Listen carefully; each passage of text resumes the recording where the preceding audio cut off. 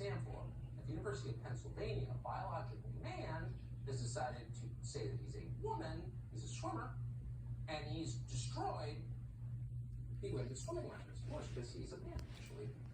The swimmer goes by the name of Leah Thomas, competed for 3 years as a man before he decided to identify as a woman. In a recent women's competition, he just won a 500-yard freestyle by a full 14 seconds. Now, if you swim or ever do a swimming 14 seconds, that's time enough to get a beer and come back. There's no 14-second differences between swimmers, but there are now.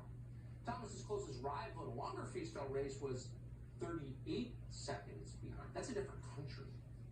So one person who actually did predict this at great personal cost, she's really hated for saying it, but she's right, is Dansky, the author of The Abolition of Sex, the president of the U.S. chapter of the Women's Human Rights Campaign, longtime card-carrying member of the American left, but a very brave person. Dansky joins us today.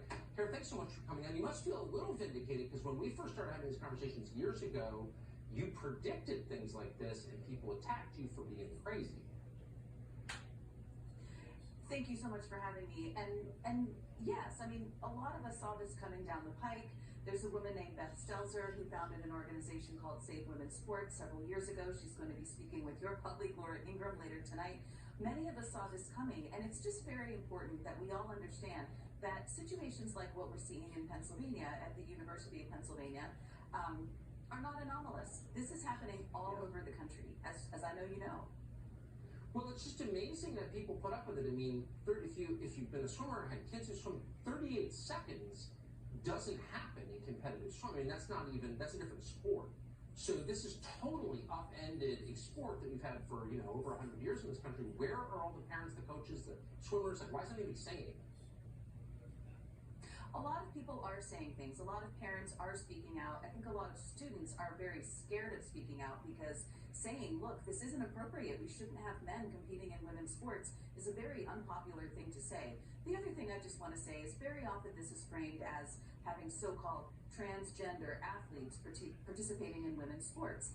And yes. I really want us to get away from that language. The truth of the matter is that he is a man, and he's been allowed to compete in women's sports. Part of the problem is that a lot of this is happening because of a series of orders that the Biden administration issued over the course of the first 6 months of the administration, impacting Title IX, among other federal administrative laws.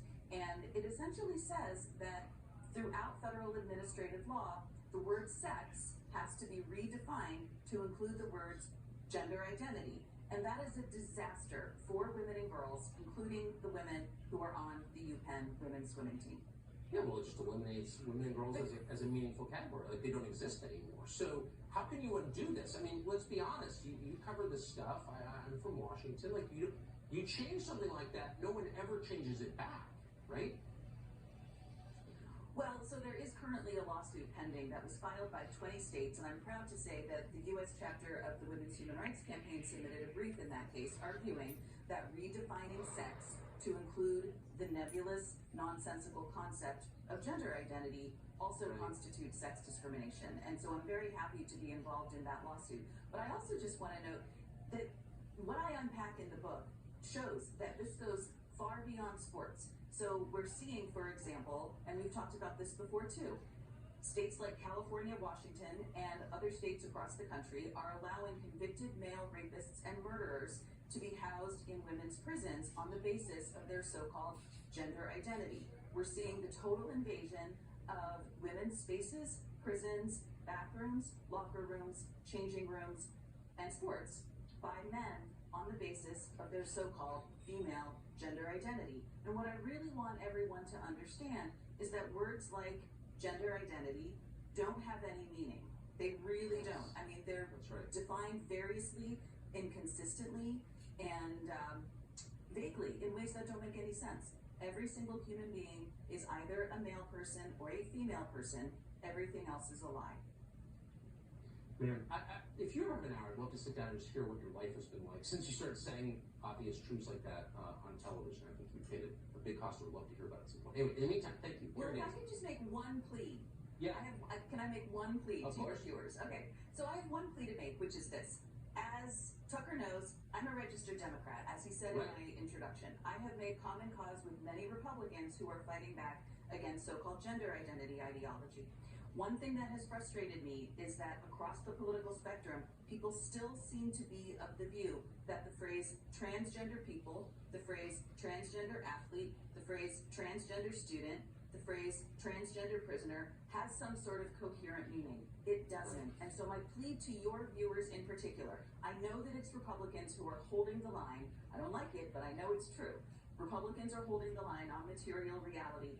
All of that goes out the window when you use a word like transgender. It just doesn't exist. And I'm begging viewers to stop using it. Thank you so much. Smart. The language matters. Carrie Dansky, thank you so much.